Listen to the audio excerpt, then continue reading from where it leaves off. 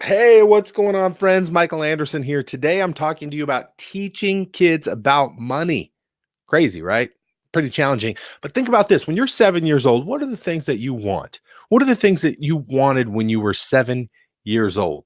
These were simple things. These were Nerf guns. These were baseballs. These were toys and gadgets, stuff from the dollar store, Barbie dolls, lots of little stuff that kids want when they're 7 years old. And in their mind, that's their whole world, that's their life. This is what we want.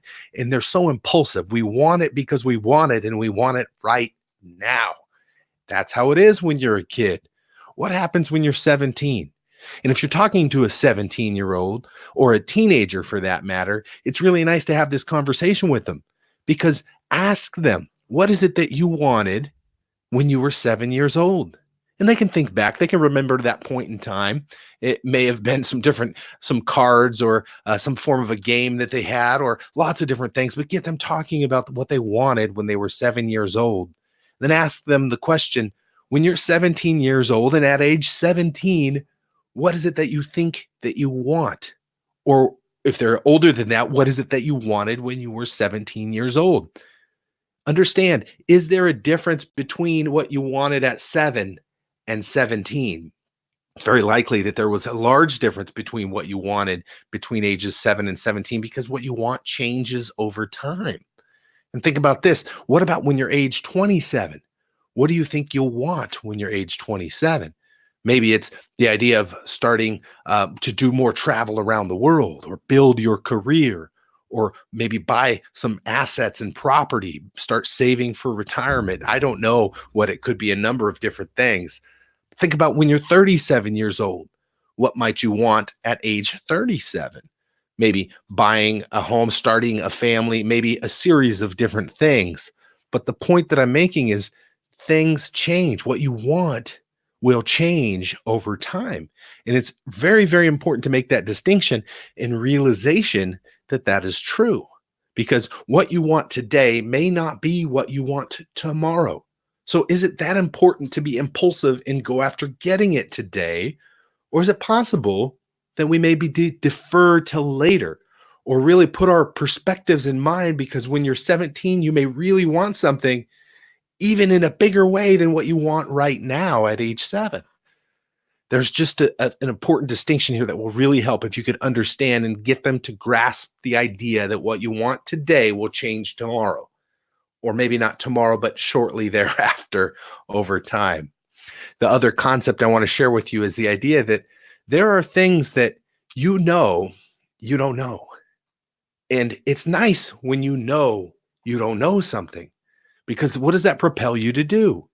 It makes you go out and seek counsel. It makes you go out and try to get some help. It makes you ask questions to your peers, your elders, friends, consultants, someone, tutors. Hey, I know I don't know how to do this. Can you please help me figure out how to get it done, or what I'm doing wrong, or how I can get it to where it needs to be? That's a very adult concept, to be able to ask for help and know that you have some unknowns. Very important to get that. Here's where it gets tricky. A lot of adults struggle with this because this is also true. There are unknown unknowns. There are things that you don't even know that you don't know. What do you do with those? Well, with that, it's a little more complicated, but the idea is to think about this. You're walking down a path and you're not the first one to ever walk down that path.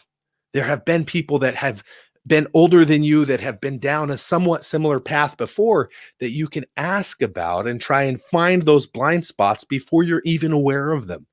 And that's where that maturity really comes into play. That's when you can really make large strides in terms of improving where you're at in your financial life, in your career prospects, in so many different areas by trying to talk with those peers, those elders, those people that are there to be a mentor, and the ones that have already been down a somewhat similar path.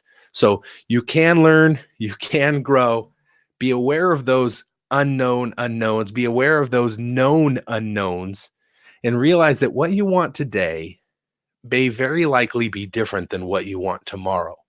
Have a big perspective of the big picture. And I think that will really help you out. My name is Michael Anderson. I'm a certified financial planner. I do have a firm in Ventura, California. It's Maranantha Financial. You can find more information at maranantha.com. That's maranantha.com. I'm always happy on that website. There's a Start Here button. And if you hit the button, you can grab a free 15-minute phone call. We can talk about your specific situation. No obligations, just a conversation. So that's always open to you as well. Have a wonderful day.